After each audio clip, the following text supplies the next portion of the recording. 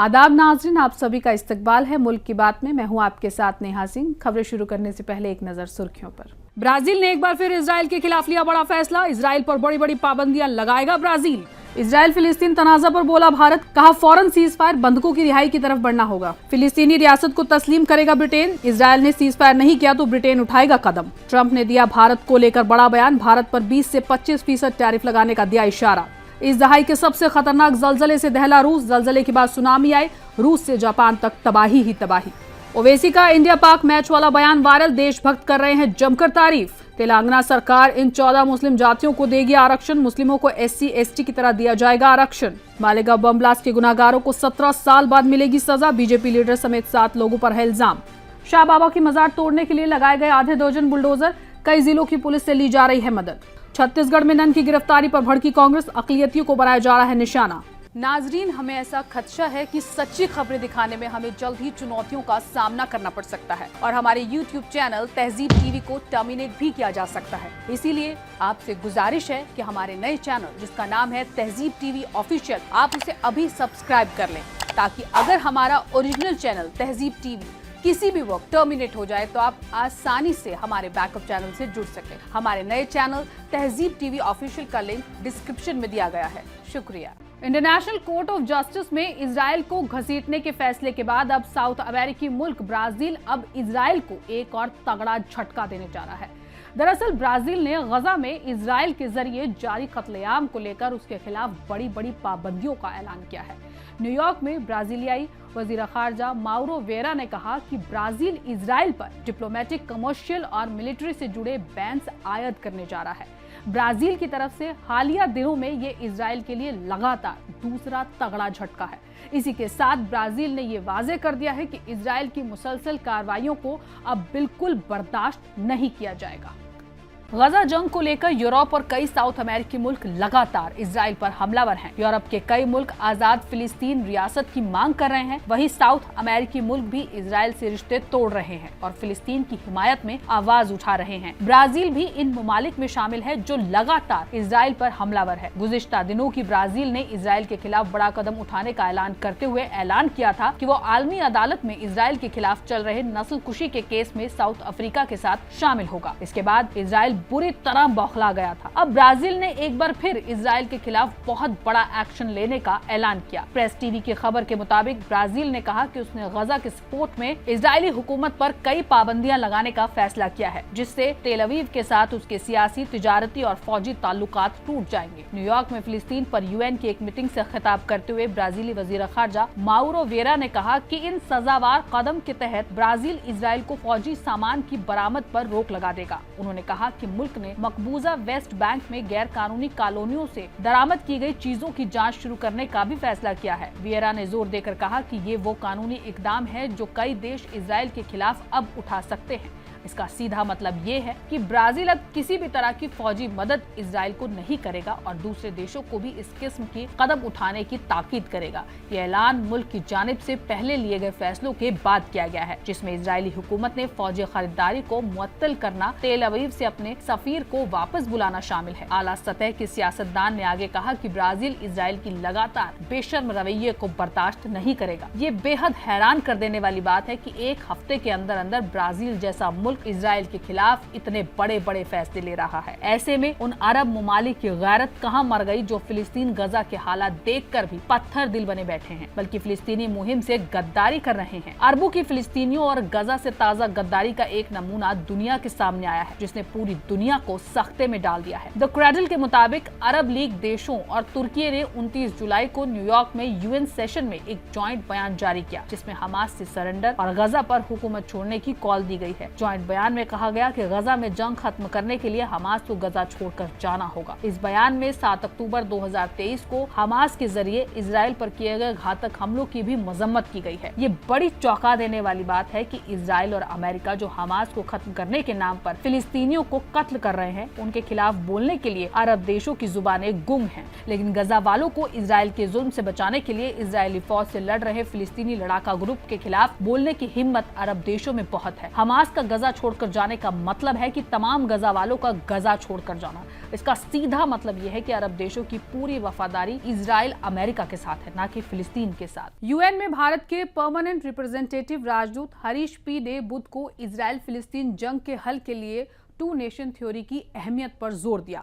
New York में हुए फिलिस्तीन की समस्या पर समाधान के लिए एक हाई लेवल इंटरनेशनल मीट को खिताब करते हुए उन्होंने कहा कि अब वक्त है कि सभी पक्ष मफहूमी गुफ्तगू और सियासी हिकमत अमली के जरिए आगे बढ़े। राजदूत हरीश ने गजा पट्टी में लगातार बिगड़ती इंसानी हालत पर फिक्र का इजहार किया। उन्होंने बताया कि वहां कई हजार लोग अपनी जान गंवा चुके हैं, हजारों जख्मी हुए हैं, अस्पताल तबाह हो चुके हैं और बच्चों की तालीम बीते 20 महीनों से रुकी पड़ी है। उन्होंने कहा कि जिंदगी को बचाना किसी सियासत या झगड़े से ऊपर है। एक अहम पॉलिसी तब्दीली के तहत ब्रिटिश वजीर आजम कीर स्टार्मर ने मंगल के रोज ऐलान किया कि यूनाइटेड किंगडम सितंबर में मुत्तहिदा कौमें की जनरल असेंबली में फिलिस्तीनी रियासत को बाकायदा तस्लीम कर लेगा, बशर्ते इजराइल गजा में जंगबंदी पर रजामंद ना हो और पायदार अमन अमल की तरफ कोई ठोस कदम ना उठाए। खबर रसा एजेंसी एसोसिएट्स प्रेस के मुताबिक इस मसले पर एक गैर मामूली गर्मी की कैबिनेट मीटिंग की सदारत करते हुए स्टार्मर ने वुज़रा से कहा कि ये तस्लीमात उस वक्त तक आगे नहीं बढ़ेंगी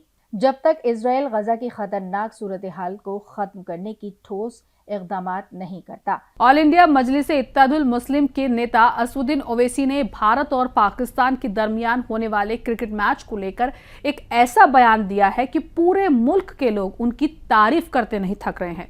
ओवैसी ने ये बयान लोकसभा में मंगल के दिन पहलगाम हमला और ऑपरेशन सिंदूर पर हो रही बहस के अगले दिन दिया।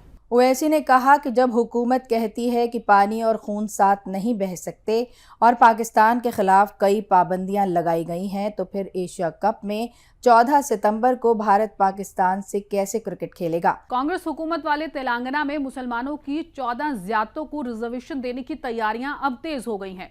ये मुस्लिम ज़ियादतें समाजी, माशी और तालीमी लिहाज से पिछड़ी हुई हैं। तेलंगाना में चीफ मिनिस्टर रेवंत रेड्डी की क़यादत में कांग्रेस की हुकूमत है। यहाँ इन मुस्लिम ज़ातों को BCE कैटेगरी के तहत रिजर्वेशन दिया जाता था, मगर मजहबी बुनियाद पर रिजर्वेशन देने पर एतराज़ के बाद अब इन्हें BC के तहत रिजर्वेशन देने की तैयारी की जा रही है। मीडिया रिपोर्ट के मुताबिक इन पिछली मुस्लिम ज़ातों में तकरीबन 3 लाख खानदान शामिल हैं। इस तब्दीली से इन खानदानों को रिजर्वेशन का फ़ायदा मिल सकेगा। इससे पहले हुकूमत की तरफ से एक SEE-PC रिपोर्ट पेश की गई थी। इस रिपोर्ट में समाजी, माशी, तालीमी, रोजगार के हवाले से जातों की तफसीलात शामिल थी। महाराष्ट्र के मुस्लिम बहुल मालेगाम शहर में साल 2008 में धमाका हुआ था। ये बम धमाका रमजान के महीने में एक मस्जिद के करीब हुआ था, जिसमें 6 लोगों की मौत हो गई थी और 100 से ज्यादा लोग जख्मी हो गए थे। अब इस मामले में कौमी तहकीकात एजेंसी की एक खास अदालत 31 जुलाई को फैसला सुनाएगी। मालेगांव धमाका मामले में बीजेपी लीडर और सांसद प्रज्ञा सिंह ठाकुर, रिटायर्ड फौजी अफसर colonel Prasad Purohit, retired major Ramesh Upadhyay समेत 7 और मुलजिम शामिल हैं। इस वाक़े के 17 साल बाद अब फैसला आने वाला है। साल 2009 में से इस मामले में समाअत चल रही है। NIA कोर्ट में इन सब मुलजिमों पर दहशतगर्दी की वारदात को अंजाम देने का इल्जाम है। झारखंड की राजधानी रांची में खुलेआम गोवंश के मांस की बिक्री को लेकर झारखंड हाईकोर्ट ने सख्त रवैया अपनाया है। अदालत ने राज्य के पुलिस महानिदेशक को हिदायत दी है कि वो पूरे मामले पर हलफनामा दाखिल करे। ये हुक्म चीफ जस्टिस तरलोक सिंह चौहान की सदारत में बनी बेंच में एक जनहित याचिका पर समाअत के दौरान दिया गया। ये दरख्वास्त श्यामानंद पांडे नामी शख्स की तरफ से दायर की गई है, जिसमें इल्ज़ाम लगाया गया है कि रांची के कई इलाकों में खुलेआम गौवंश का गोश्त बेचा जा रहा है। दरख्वास्त में ये भी कहा गया है कि बेचने वाले सफाई के उसूलों को नज़रअंदाज करते हुए गोश्त को खुले में बगैर ढांपे और बगैर किसी तहफ़्फ़ुज़ी उपाय के रख रहे हैं। दरख्वास्त गुजार के मुताबिक दुकानदारों का ऐसा रवैया न सिर्फ अवामी सेहत के लिए खतरा है, बल्कि फूड सेफ्टी स्टैंडर्ड्स की भी खिलाफ वर्जी है। इस मामले में झारखंड हाई कोर्ट ने सूबे के फूड कमिश्नर को भी तफसीली जवाब दाखिल करने का हुक्म दिया है। अदालत ने अगली समाअत की तारीख 4 हफ्ते बाद तय की है। भाजपा के जेरे इंतजाम कई सियासतों में मुबैना रोहिंग्या और बांग्लादेशी घुसपैठियों की शिनाख्त के बहाने बंगाली जबान बोलने वाले मुसलमानों को परेशान किया जा रहा है, उन्हें गिरफ्तार किया जा रहा है। ऐसी मुहिम असम, उत्तर प्रदेश, दिल्ली और मध्य प्रदेश में भी चलाई जा रही है। ये तमाम रियासतें भाजपा के हुक्मरान हैं। मध्य प्रदेश के ग्वालियर जिले में असम और पश्चिम बंगाल से आए लोगों का तस्दीक किया जा रहा है। इस मुहिम को पूरा करने के लिए प्रशासन की तरफ से खास टीमें भी बनाई गई हैं। ग्वालियर के एसपी सिटी रॉबिन जैन ने मीडिया से बात करते हुए कहा, ग्वालियर जिले में रहने वाले असम और पश्चिम बंगाल के लोगों की शिनाख्त की जा रही है और तस्दीक के लिए टीमें उनके असली पते पर भेजी जा रही हैं। उन्होंने कहा कि पुलिस की टीमें असम और बंगाल जा रही हैं और अगर कोई शख्स गलत पता देकर यहां गैर कानूनी तौर पर रह रहा पाया गया तो उसके खिलाफ कार्रवाई की जाएगी। मौलाना साजिद रशीदी ने समाजवादी पार्टी एमपी डिंपल यादव को लेकर तबसरा किया था, जिसके बाद समाजवादी पार्टी के कारकुन एक निजी न्यूज चैनल में पहुंच गए और डिबेट के दौरान उन्होंने वहां मौलाना साजिद रशीदी के साथ मारपीट की। आज मौलाना साजिद रशीद ने मीडिया से बात करते हुए कहा कि मुसलमान हुई इसलिए मेरे साथ मारपीट की गई है, वरना इससे पहले समाजवादी पार्टी की दूसरी एमपी इकरा हसन को लेकर भी तबसरा किया गया था, जिस पर समाजवादी पार्टी के नेताओं ने कोई रद्द अमल नहीं दिया था, क्योंकि इकरा हसन पर तबसरा करने वाला शख्स एक हिंदू था। देखिए, मैं निंदा करता हूं, भरपूर निंदा करता हूं और उनके ऊपर कड़ी से कड़ी कार्रवाई की मांग करता हूं और ये कहना चाहता हूं कि ये सपाई गुंडे उस वक्त कहां थे जब इकरा हसन के लिए अपशब्द बोले गए थे। ये सपाई गुंडे उस वक्त कहां थे जब मुलायम सिंह ने कहा था कि लड़के हैं, गलतियां हो जाती हैं। कहाँ गई थी उस वक्त इनकी मर्यादा? इनको इन शब्दों का भी कम से कम जो जिन्होंने इस्तेमाल किया है उनकी भी निंदा करनी चाहिए, उनके पास जाके भी पूछना चाहिए कि ऐसा शब्द क्यों बोला है। मैं चूँकि मुसलमान था, मुसलमान होने की सज़ा मुझे मिली है। सभा के अंदर जो हिंदू मुसलमान का गेम चल रहा है वो आज खुलकर सामने आ गया है। उत्तर प्रदेश के श्रावस्ती जिले में एक बार फिर इंतजामिया ने बुलडोजर कार्रवाई की है। यहां भिनगा नगर में वाकई बरसों पुरानी हुई शाह बाबा की मजार को इंतजामिया के जरिए बुलडोजर कार्रवाई कर ढाया जा रहा है। इस कार्रवाई को लेकर मुस्लिम बिरादरी में गहरा गुस्सा भी देखा जा रहा है। अचानक शुरू हुई इस कार्रवाई ने मकामी मुसलमानों को हैरान कर दिया है, क्योंकि ये मज़ार न सिर्फ मजहबी अकीदे की अलामत थी बल्कि मजहबी हम आहंगी और भाईचारे की भी मिसाल मानी जाती थी। मकामी मुस्लिम बिरादरी के लोगों का कहना है कि मज़ार बहुत पुराना है। वहीं दावा किया जा रहा है कि इस मज़ार की तामीर सरकारी ज़मीन पर कब्जा करके की गई थी। हालांकि अब तक इंतजामिया की तरफ से कोई आधिकारिक बयान सामने नहीं आया है कि मज़ार के खिलाफ कार्रवाई क्यों की जा रही है। उत्तराखंड के हरिद्वार जिले की लक्सर तहसील के गांव सुल्तानपुर में बन रही एक बड़ी मस्जिद की तामीरी काम को इंतजामिया ने फौरन रुकवा दिया है। बताया जा रहा है कि यह कार्रवाई सीधे तौर पर मुख्यमंत्री पुष्कर सिंह धामी की हिदायत पर की गई है। मकामी लोगों ने इस मसले पर वजीर आला धामी से शिकायत की थी। मकामी लोगों का इल्ज़ाम है कि मस्जिद का तामीरी काम तयशुदा ज़रूरी कायदों के खिलाफ हो रहा है। इस मस्जिद को हरिद्वार ज़िले की सबसे बड़ी मस्जिद बताया जा रहा है। मस्जिद की मीनारें तकरीबन 250 फुट ऊंची बना दी गई हैं और उसमें पत्थर लगाने का काम चल रहा था। लड़कियों पर संत प्रेमानंद के बयान ने नया बखेड़ा खड़ा कर दिया है। संत के खिलाफ श्री कृष्ण जन्मभूमि संघर्ष न्यास ने आंदोलन का बिगुल फूंक दिया है। इसके साथ ही मांग की गई कि संत अपने इस बयान पर माफी मांगे। न्यास के सदर दिनेश शर्मा ने प्रेमानंद महाराज के बयान पर एतराज किया है। उन्होंने बताया कि प्रेमानंद महाराज ने कहा है कि कुछ फीसद लड़कियां ही पाक हैं, इससे नौजवानों में गलत पैगाम जाएगा और नौजवान शादी नहीं करेगा। प्रदेश सदर गुंजन शर्मा ने कहा कि राधा रानी की पूजा करने वाले बुजुर्गों को औरतों के बारे में ऐसी बात नहीं करनी चाहिए। महंत रास बिहारी और आरएसएस के अश्वनी शर्मा ने कहा कि प्रेमानंद महाराज मोह और माया के जाल में फंसकर ऐसी बयानबाजी कर रहे हैं। टैरिफ लगने से पहले खुद तय की गई 1 अगस्त की डेडलाइन से कुछ ही दिन पहले अमेरिकी सदर डोनाल्ड ट्रंप ने कहा है कि हिंदुस्तान अमेरिका तिजारती मुआहिदा बहुत अच्छे से काम कर रहा है, लेकिन उन्होंने भारत पर 20 से 25% टैरिफ लगाने का इशारा भी साथ ही साथ किया। मंगल के दिन एयरफोर्स 1 में एक प्रेस कॉन्फ्रेंस के दौरान ट्रंप ने एक रिपोर्ट के जवाब में कहा कि हिंदुस्तान 20 से 25% टैरिफ लगाने की तैयारी कर रहा है। उन्होंने कहा कि हिंदुस्तान दूसरे ममालिक के मुकाबले अमेरिका पर ज़्यादा टैरिफ लगा रहा है। उन्होंने आगे कहा कि अब जब मैं जिम्मेदार हूं तो ये सब खत्म हो जाएगा। ताहम ट्रंप ने हिंदुस्तान को कोई खत लिखकर या सरकारी तौर पर नई दिल्ली पर टैरिफ लगाने का ऐलान नहीं किया है। रिक्टर स्केल पर 8.8 की शिद्दत वाले जलजले के बाद रूस और जापान में तबाही जारी है। दोनों देशों के साहिली इलाकों में सुनामी की बुलंद मौजें देखी गई। वहीं अमेरिका भी इसको लेकर अब अलर्ट मोड पर है। आज सुबह रूस के मशरिकी साहिल कामचत्का में शदीद जलजला आया। कहा जा रहा है कि ये एक दशक का सबसे ज्यादा ताकतवर जलजला है। वहीं अमेरिका ने इसे छठा सबसे शदीद जलजला करार दिया। जापान मौसम डिपार्टमेंट ने बताया कि तकरीबन 30 सेंटीमीटर ऊंची पहली सुनामी की लहर होक्काइडो के मशरकी साहिल पर मौके नुमेरो तक पहुंच चुकी है।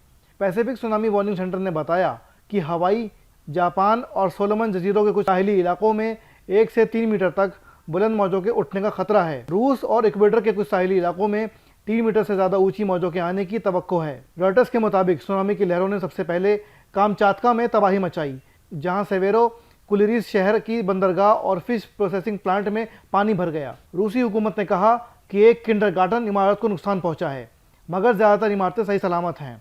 केरल की सियासत में इन दिनों 2 ननों की गिरफ्तारी पर जोरदार बवाल मचा हुआ है। इन ननों पर इल्जाम है कि वो छत्तीसगढ़ में धर्म तब्दील करवाने और इंसानी तस्करी के काम में शामिल थी। इस मामले में कांग्रेस की महासचिव और केरल के वायनाड से सांसद प्रियंका गांधी वाड्रा ने बुध को संसद परिसर में एहतजाज भी किया। प्रियंका गांधी और केरल के दूसरे सांसदों ने छत्तीसगढ़ हुकूमत से इन दोनों ननों को रिहा करने की मांग की है। छत्तीसगढ़ के दुर्ग रेलवे स्टेशन पर सरकारी रेलवे पुलिस ने इस हफ्ते की शुरुआत में प्रीति मैरी और वंदना फ्रांसिस के साथ सुकमन मंडावी नामी शख्स को गिरफ्तार किया था। ये गिरफ्तारी एक मकामी शख्स की शिकायत पर की गई थी। शिकायत में कहा गया था कि इन लोगों ने 3 लड़कियों का जबरदस्ती मजहब तब्दीली करवाया और उन्हें छत्तीसगढ़ के नारायणपुर जिले से बाहर तस्करी के मकसद से ले जाया जा रहा था। हालांकि दिलचस्प बात यह है कि इन तीनों लड़कियों के घर वालों ने इस बात से इनकार किया है। नाज़रीन, मुल्क की बात में आज के लिए बस इतना ही। मुझे दीजिए इजाजत। आदाब।